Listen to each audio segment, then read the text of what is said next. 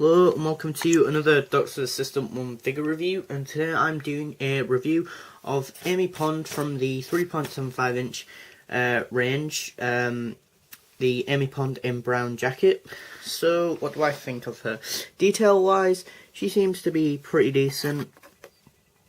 The face sculpt is very basic, no real sort of wrinkle effects or anything. Not saying that Karen Gillan was really old or anything when she was playing the part, but you know, no real detail, you know, to make it more fleshed out and look more maybe specific or, you know, detailed, and like there's no real identity towards this figure. It's very bland and that, in the face sculpt at least. Hair sculpt is amazing, you know, quite a lot of detailing and brush strokes and whatnot, and then her brown jacket is essentially just the same as her black jacket. It's just a repaint, an exact repaint, which is annoying.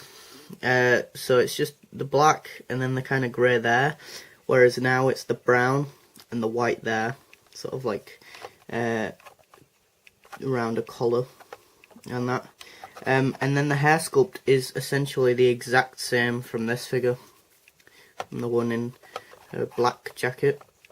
The figure can't even stand up. And then we move on to the arms, which are just the same, and the hands are the same. So, you know, the only difference is the skirt, which is, or major difference is the skirt, which is blue, whereas this one's grey with a black belt with silver detailing, whereas this one's a brown belt with some silver detailing, and then with a white splodge on the back, which I honestly don't know why, but and then the thing that really bothers me is the fact that then she's got brown legs for no apparent reason. I don't understand why she has brown legs when she has white hands, white head, sort of face, and a white neck, if you can see very clearly there.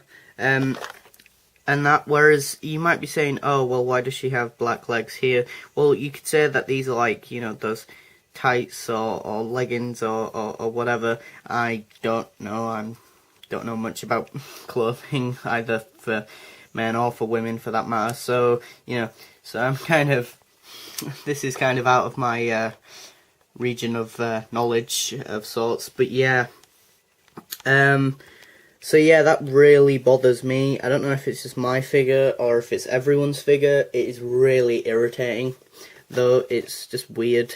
And yeah, her boots are decent. Her boots are just brown, just the same as the other ones, just black like that. They're practically the exact same figure, so I don't really recommend you buy this figure at all.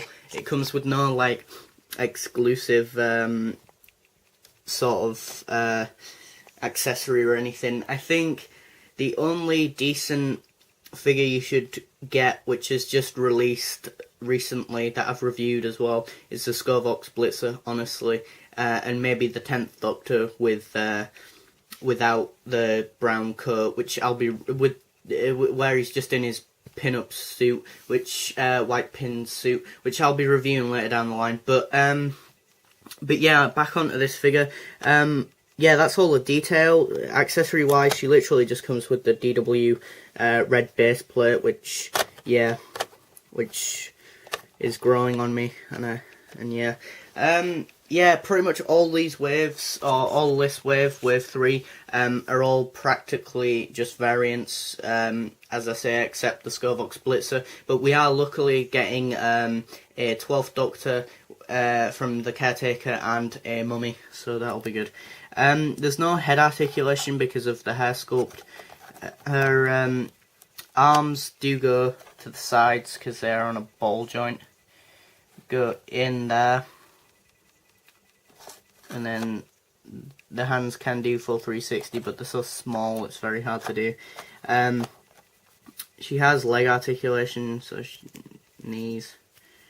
and her feet go full 360, but again they're too small to move. But yeah, a very basic humanoid figure, and again the articulation on the boots, I don't even see why they add that really, quite frankly, because last time I checked, well, I guess you can move your ankle, 90 degrees, but last time I checked you can't, move them full 360, but unless you're one of those extraordinary people who are in the Guinness World Book of Records. But anyway, yeah, practically the exact same version. Now, which version do I prefer? Well, if you couldn't already tell, I quite frankly prefer that one, which is from, what episode is it from?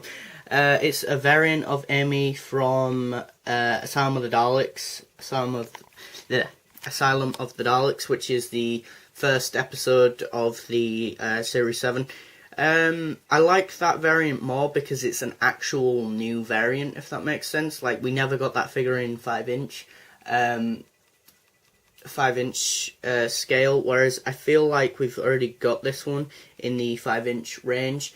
I'm looking up at my shelf with the sort of display of my figures, and we practically do have a similar version of this in 5-inch. This figure here, but the thing is, obviously the 5-inch one can just do humanoid and clothing. Humanoid figures better with just the sort of attention to detail on just clothing is much better in 5-inch scale, and I think as well you can just fit so much more detailing on the face, so it looks more like said person you're trying to imitate, and the same with the hair sculpt. Now, what do I rate this figure out of 10? I would give it a well-earned 5 out of 10. I mean, any higher and I'd be lying to you guys and girls. I'd be lying and saying that it's worth buying and stuff like that, but honestly, it isn't worth buying. And out of the two, I personally would prefer people buy this one, but it's personal preference. They're basically the exact same figure, so yeah, there's no real extreme dilemma. It's not like they've done that annoying thing where they usually pack in a exclusive sort of